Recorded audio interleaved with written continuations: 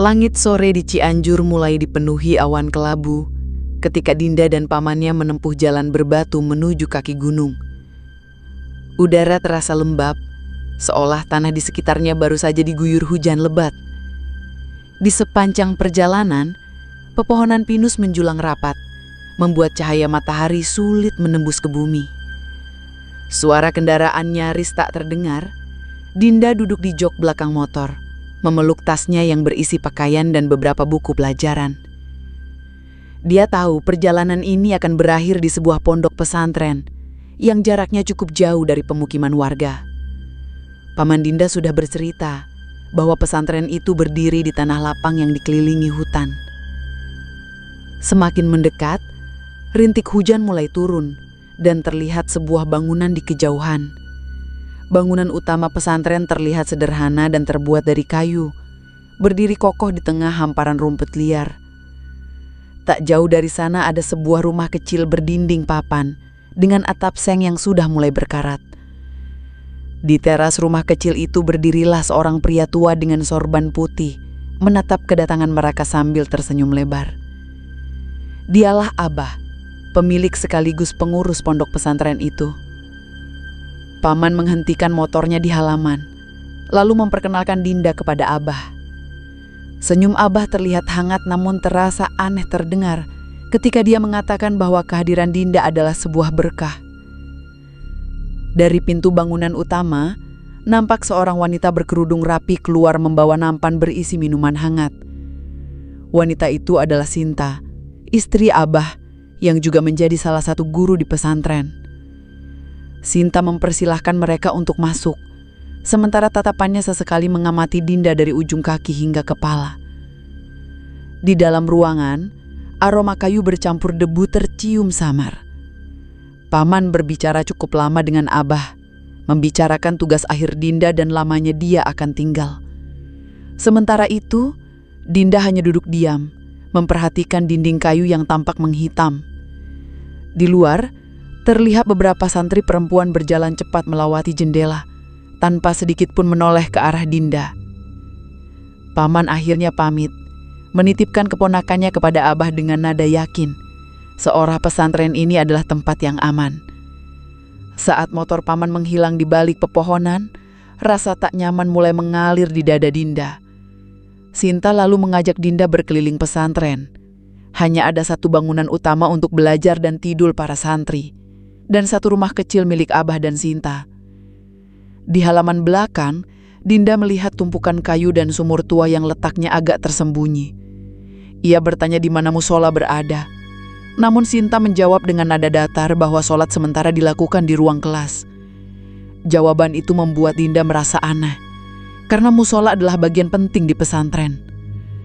Ketika mereka masuk ke ruang kelas, deretan meja kayu tampak berbaris rapi, tapi dindingnya dipenuhi tulisan tangan yang tidak Dinda mengerti.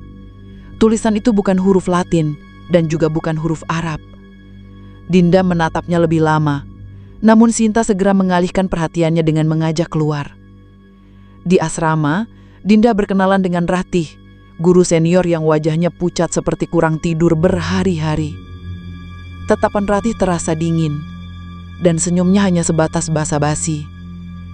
Malam mulai turun, suhu udara semakin dingin menusuk tulang. Dinda memutuskan untuk sholat sebelum tidur.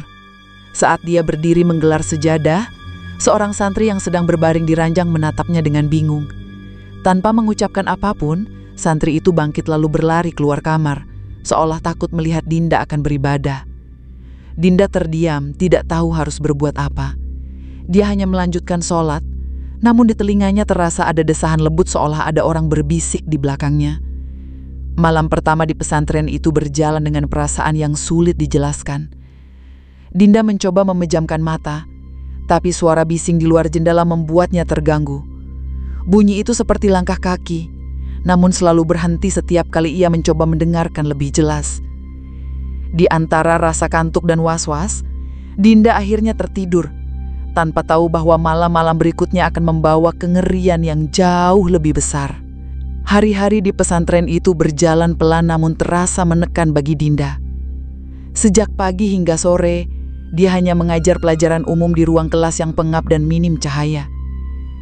Setiap kali Dinda mencoba mengajak para santri berbicara, mereka hanya membalas dengan senyum tipis lalu pergi menjauh. Ada jarak yang terasa begitu jelas, seolah keberadaan Dinda adalah sesuatu yang harus dihindari. Saat mengajar, Dinda sering mendengar suara bisik-bisik di belakangnya. Tapi begitu dia menoleh, semua santri duduk tegak, menunduk dan menulis tanpa suara. Bahkan ujung bibir mereka tidak bergerak sedikit pun, seolah bisikan itu datang dari dunia lain. Pernah satu kali, dia merasa ada seseorang berdiri di dekat papan tulis saat punggungnya menghadap kelas. Namun ketika berbalik, yang ada hanya papan kosong dan tatapan santri yang datar tanpa ekspresi. Malam hari di asrama selalu membawa perasaan tidak nyaman. Langkah kaki terdengar mondar-mandir di asrama, padahal semua santri sudah di tempat tidur. Kadang terdengar suara seperti kuku menggores lantai dari arah luar kamar. Dinda mencoba mengabaikan, tapi semakin diabaikan, suara itu semakin dekat dan jelas. Dan pada malam ketiga, Dinda terbangun karena merasakan udara yang sangat dingin. Jendela kamarnya sedikit terbuka dan dari celahnya masuk aroma kemenyan yang pekat. Aroma itu bercampur bau anyir hingga membuat perutnya terasa mual. Dia menutup jendela, namun beberapa menit kemudian bau itu kembali. Kali ini disertai suara lirih seperti orang berzikir. Zikir itu terdengar tergesa-gesa, tidak seperti bacaan yang biasa ia dengar di masjid. Pagi harinya, Dinda menemukan tanah di bawah jendela kamarnya penuh bekas kaki dengan ukuran tidak wajar. Beberapa jejak bahkan terlihat seperti telapak kaki manusia, dengan jari-jari yang terlalu panjang. Hari demi hari rasa takut Dinda semakin menguat. Santri-santri mulai menghindari dia bahkan saat pelajaran berlangsung.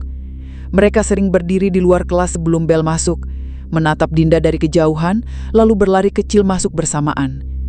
Di siang hari, dia mulai sering melihat bayangan melintas di antara lorong dan pintu kelas.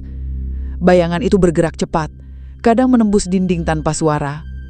Namun puncak keanehan itu terjadi di malam Jumat. Dinda yang tengah tertidur pulas, terbangun karena mendengar suara tawa perempuan dari kejauhan. Tawa itu tidak keras, tapi cukup untuk membuat bulu kudutnya berdiri.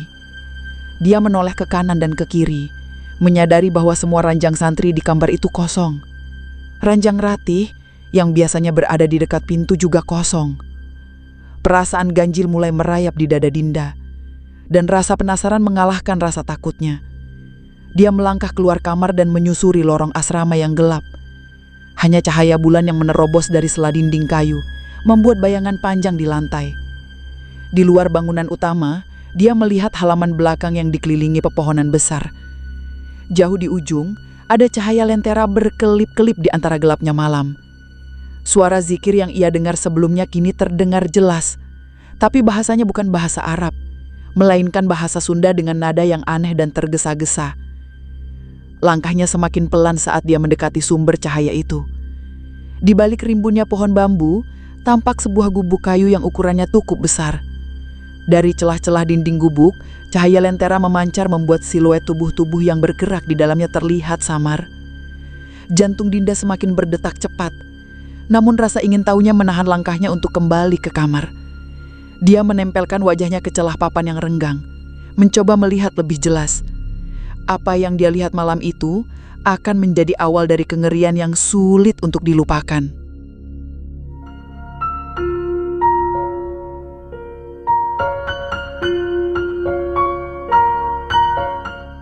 Di dalam gubuk, nampak Abah berdiri di tengah lingkaran para santri wanita. Ratih dan Sinta berada di sisinya. Wajah mereka pucat, tapi mata mereka memancarkan kilauan yang aneh. Para santri duduk bersila dengan kepala tertunduk, melantunkan zikir cepat dengan nada yang tidak pernah Dinda dengar sebelumnya. Di tengah lingkaran, terdapat baskom besar berisi air yang memantulkan cahaya lentera. Namun warna air itu bukan bening, melainkan merah gelap seperti darah kental. Tangan Abah bergerak membuat isyarat aneh, sementara Ratih memegang seikat rambut manusia yang meneteskan cairan pekat ke dalam baskom. Sinta menaburkan bunga 7 rupa, lalu membakar sesuatu yang membuat asap tebal menyelimuti ruangan. Asap itu seperti memiliki bentuk, berputar membentuk wajah-wajah yang menatap ke arah Dinda. Jantungnya berdegup kencang, kakinya menjadi lemas hingga membuat Dinda membeku. Suara tawa lirih terdengar di telinganya, padahal tak ada siapapun di belakangnya. Bayangan hitam mulai muncul di sudut pandang matanya, bergerak cepat lalu menghilang. Wajah-wajah para santri yang tadinya tertunduk perlahan menoleh ke arah Dinda, tapi mata mereka hitam tanpa bola mata. Dinda terhuyung mundur dengan nafas mulai sesak. Ia memutuskan untuk lari, namun saat ia berlari menembus pepohonan di belakang pesantren, jalan selalu membawanya kembali ke gubuk itu. Setiap kali ia menoleh, bayangan hitam mengikutinya di antara batang pohon. Suara zikir itu kini terdengar dari segala arah, bercampur dengan suara tawa mengerikan yang membuat telinganya panas. Dari kejauhan ia melihat wajah Ratih melayang di udara, dengan bibir yang bergerak mengucapkan sesuatu yang tak ia mengerti. Wajah itu makin dekat dan cairan merah menetes dari matanya. Dinda menjerit dalam hati karena suara di tenggorokannya seakan terkunci.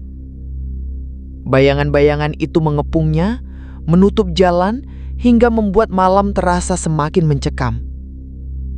Di tengah teror itu, ia merasakan tanah di bawah kakinya bergetar seakan ada sesuatu yang akan keluar dari dalamnya. Dan sebelum ia bisa melangkah lagi, kabut hitam mulai menelannya secara perlahan. Dalam kegelapan, Dinda mulai membaca doa memohon perlindungan. Setelah 3 menit ditelan kabut hitam, akhirnya Dinda kembali bisa bergerak dan dengan cepat meninggalkan pesantren. Hujan deras tiba-tiba turun, membuat jalan setapak menjadi lumpur yang licin. Petir mulai menyambar dan kilatnya sesekali memperlihatkan pepohonan tinggi yang melingkar seperti pagar hidup. Dinda mencoba mengikuti jalur tanah yang ia lihat, namun setiap persimpangan terasa asing. Suara air hujan di dedaunan bercampur dengan bisikan samar yang memanggil namanya. Bisikan itu terdengar lembut tapi dingin, seperti berasal dari tenggorokan yang penuh dengan air. Di antara deru hujan, ia mendengar jelas suara Ratih memanggilnya dari arah kegelapan. Panggilan itu bukan sekedar suara, tapi seperti menarik pikirannya untuk menoleh. Saat ia menoleh, kilatan petir memperlihatkan sosok Ratih berdiri di antara pepohonan. Wajahnya pucat, rambutnya basah menempel di pipi, dan matanya kosong menatap lurus ke depan. Dinda tertegun tak mampu bergerak hingga petir kedua menyambar dan sosok itu menghilang. Tubuhnya menggigil, bukan hanya karena dingin, tapi juga karena rasa takut yang mencengkramnya. Ia terus berjalan, namun anehnya jalur yang ia ambil selalu kembali ke sebuah pohon besar yang sama. Pohon itu berbatang hitam, basah dengan akar yang menjalar seperti tangan. Hari pertama berakhir dengan Dinda tidur di bawah pohon dalam kondisi basah kuyup sambil menahan dingin. Malam itu ia bermimpi berada di ruang kelas pesantren. Semua santri duduk diam menatapnya. Tiba-tiba mata mereka memerah dan cairan merah mulai menetes dari sudut bibir mereka. Ia terbangun dengan teriakan tercekik dan nafas sesak. Keesokan paginya, kabut tebal menyelimuti hutan membuat jarak pandang hanya beberapa meter. Ia kembali mencoba keluar, memilih arah berbeda dari kemarin. Langkahnya berat, sepatunya penuh dengan lumpur dan bajunya basah oleh hujan. Di kejauhan ia melihat sosok santri perempuan melayang di pohon. Tubuh santri itu berayun pelan, rambutnya menutupi wajah. Dinda memberanikan diri mendekat, namun saat jarak tinggal beberapa langkah, sosok itu lenyap. Hanya tali kusut yang tergantung, basah oleh air hujan semalam. Dadanya sesak, seperti ada tangan yang menekan kuat dari dalam. Hari kedua berakhir dengan sia-sia. Dinda hanya meneguk air hujan dari ranting dan daun. Dan di malam itu, suara zikir terdengar dari segala arah, seakan mengelilinginya. Bukan hanya zikir yang menenangkan, tapi ritme terburu-buru seperti mantra memanggil sesuatu. Ia menutup telinga, tapi suara itu justru terdengar dari dalam kepalanya, Hari ketiga matahari hampir tidak terlihat karena kabut gelap menutupi langit. Setiap langkah, ia merasa diikuti meski tak ada yang terlihat saat menoleh. Dalam bayangan-bayangan antara batang-batang pohon, ia melihat bayangan Abah. Bayangan itu tidak sepenuhnya manusia, tingginya lebih dari 2 meter, wajahnya remuk dengan cairan merah menetes dari dahi. Matanya hitam legam menatapnya tajam. Cairan merah yang menetes dari wajahnya jatuh ke tanah, namun tidak meresap melainkan menguap menjadi asap hitam.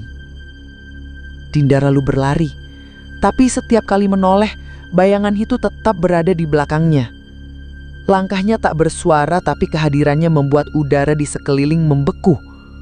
Suara zikir semakin keras, bergema dari semua arah, bercampur dengan tawa lirih yang berputar di telinganya. Kakinya terperosok di lumpur dan membuatnya jatuh tersungkur. Saat mencoba bangkit, ia melihat tangan pucat muncul dari tanah mencengkeram pergelangan kakinya.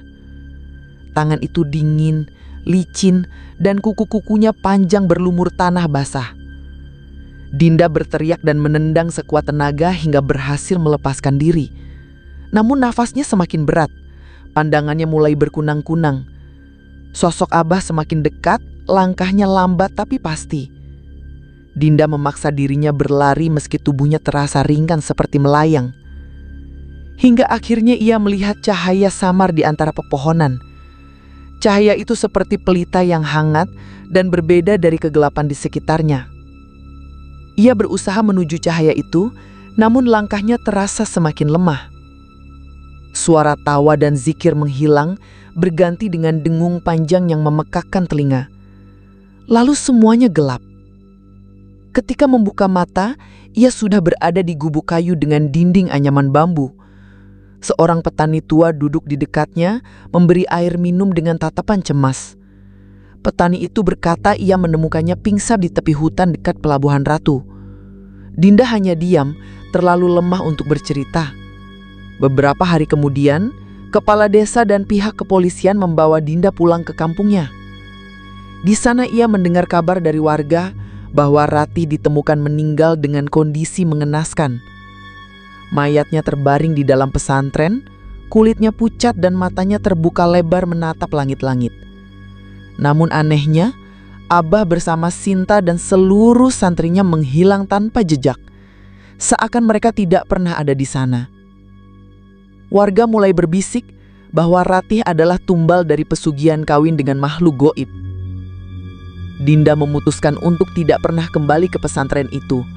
Namun setiap kali hujan turun, ia masih mendengar suara zikir cepat itu di telinganya.